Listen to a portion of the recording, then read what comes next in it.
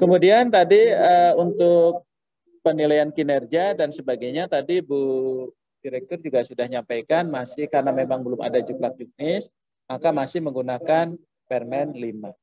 Nah, di dalam Permen 5 itu masih menggunakan model konvensional sesungguhnya. Ya, jadi sementara kalau yang di Permen 1 itu sudah integrasi.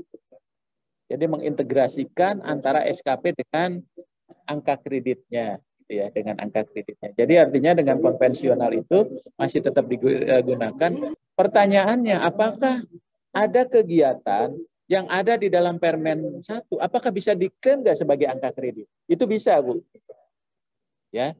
Jadi misalnya walaupun masih menggunakan ini, tapi dalam konteks pelaksanaan tugas pengantar kerja ada angka kredit yang ada di dalam Permen 1 yang dilakukan, itu angka kreditnya juga boleh diklaim.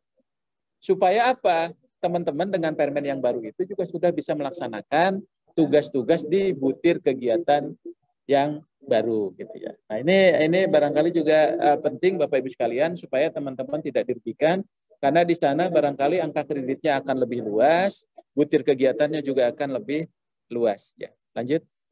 Kemudian Bapak Ibu sekalian, sejalan dengan ini proses kita untuk penguatan di JF itu akan terus lakukan, termasuk juga teman-teman yang pengantar kerja kemarin cukup lumayan banyak Bu di daerah yang melalui proses penyetaraan. Mudah-mudahan Bu Direktur sudah menginventarisir nih teman-teman yang ada di daerah ya. Nambah berapa Bu? Sekarang sudah 800. Wah, 800 lebih kan. Jadi organisasi profesinya sudah semakin jadi bagi teman-teman yang penyetaraan kemarin karena dia dapat fasilitas, lanjut aja. Ya, maka dia secara otomatis tadi ke Madya, ke Muda dan sebagainya dengan fasilitas yang kita berikan. Dan angkanya cukup banyak juga yang sudah beralih gitu untuk daerah itu ada kurang lebih 130 ribuan ya yang sudah beralih seluruh Indonesia Bu, seluruh Indonesia yang sudah kita dorong ke dalam jabatan-jabatan fungsional termasuk di sini ada jabatan fungsional pengantar kerja. Yang paling terbesar itu adalah analis kebijakan. Analis kebijakan itu 40 ribuan. Itu Pak. Ya. Termasuk di pusat. Karena kenapa? Ada teman-teman yang masih kebingungan di jabatannya apa, diambillah tadi analis kebajikan tadi, ya. Analis kebijakan, analis kebajikan. Nah, oleh sebab itu ya. Nah, lalu bagaimana kedudukan teman-teman pengantar kerja saat ini? Jadi artinya kalau dia posisinya tadi di JF utama, ya bahkan dia bisa berkedudukan di bawah Dirjen, ya di bawah JPT Madya. Begitu juga yang ahli Madya bisa diposisikan di JPT Pratama atau dia di administrator. Ya begitu juga yang muda dan utama. Jadi artinya Bapak Ibu sekalian dengan kedudukan ini ada kesetaraan antara jabatan fungsional dengan jabatan strukturalnya. Gitu. Lanjut. Kemudian Bapak Ibu sekalian dengan kedudukan itu maka dia harusnya punya peran. Apalagi kemarin teman-teman yang penyetaraan itu kedudukannya dia ada diberikan peran sebagai koordinator dan subkoordinator. Lanjut Mas.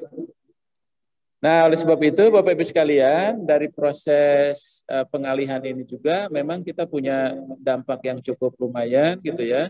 Jadi ada peningkatan batas usia pensiun 60 sampai 65 tahun, kemudian juga bertambahnya pejabat fungsional pengantar kerja, kemudian juga dari aspek keuangan juga lumayan menambah karena banyak teman-teman yang tadi harusnya pensiun, dia bertambah BUP-nya, kemudian juga perubahan-perubahan pola pikir, ya mekanisme kerja itu juga harus dilakukan. Terus lanjut. Makanya Bapak Ibu sekalian, para pengantar kerja mungkin bekerjanya itu sudah squad tim, ya dia akan bekerja di dalam satu kelompok kerja gitu ya. Tidak lagi ada sekat, tapi dia akan bekerja di dalam sebuah tim yang memang bisa berkolaborasi bukan hanya di satu unit, tapi juga bisa ke dalam unit yang lain. Seorang analis kebijakan ada di posisi di sini, IP dibutuhkan, dia juga bisa ke unit B, ke unit C dan sehingga akan memungkinkan perolehan angka kredit yang lebih luas, tidak terkunci di satu sisi saja. Lanjut. Nah, oleh sebab itu, Bapak Ibu sekalian, kita juga sekarang ini sedang melakukan moratorium untuk melakukan simplifikasi terhadap JF-JF yang ada saat ini. Kemudian bagi yang belum bisa diangkat, kemarin itu kita dorong ke dalam jabatan fungsional yang terdekat. Nah, yang lebih penting adalah apabila ada teman-teman yang diangkat ke dalam JF melalui penyetaran, tapi angka kreditnya tidak memungkinkan, maka atas persetujuan atasannya itu bisa diklaim sebagai angka kredit. Ya, misalnya dia di pengantar kerja tapi ada kegiatan lain kok di butirnya nggak ada. Sepanjang ada persetujuan dari atasannya dan dia hasil penyetaraan, itu kita perbolehkan. Kemudian bagi yang penyetaran kemarin yang akan naik pangkat di April dan Oktober 2022, itu diperbolehkan dia bisa naik pangkat. Ya, baik yang karena pangkat reguler di pangkat puncak maupun karena kenaikan pangkat karena memiliki kualifikasi pendidikan S2 misalnya. Ya, itu juga bisa dipertimbangkan. Ya, lanjut. Kemudian ini ada informasi bagi teman-teman daerah nih. Ya, makanya tadi saya ke Bu Direktur, Bu, ini ada teman-teman daerah, ada hal yang ingin kami sampaikan. Yang pertama, bagi teman-teman yang kemarin diangkat ke dalam pengantar kerja, namun belum dilantik karena melewati 31 Desember. Maka kami perbolehkan dia dilantik sampai dengan akhir bulan April 2022.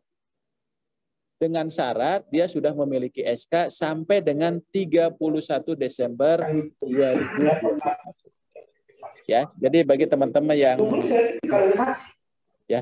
Kemudian yang kedua, bagi teman-teman yang terdampak penjenanan birokrasi setelah 31 Desember 2021, jadi setelah ini ternyata ada penyederhanaan yang berdampak kepada mereka, ya, maka boleh diusulkan ke Kementerian Dalam Negeri setelah dilakukan validasi dan verifikasi, ya, dan dia boleh dilantik sampai dengan 30 Mei 2022. Ya, jadi ternyata setelah 31 tadinya jabatannya ada terus dihapus. Ya, di Disnakernya. Kemudian dia bisa dilantik sampai 30 Mei.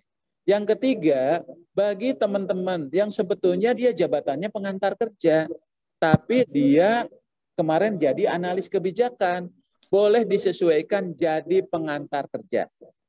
Atau sebaliknya, dia sebetulnya tugasnya bukan antar kerja, tapi bidang kepegawaian, tapi di antar kerja.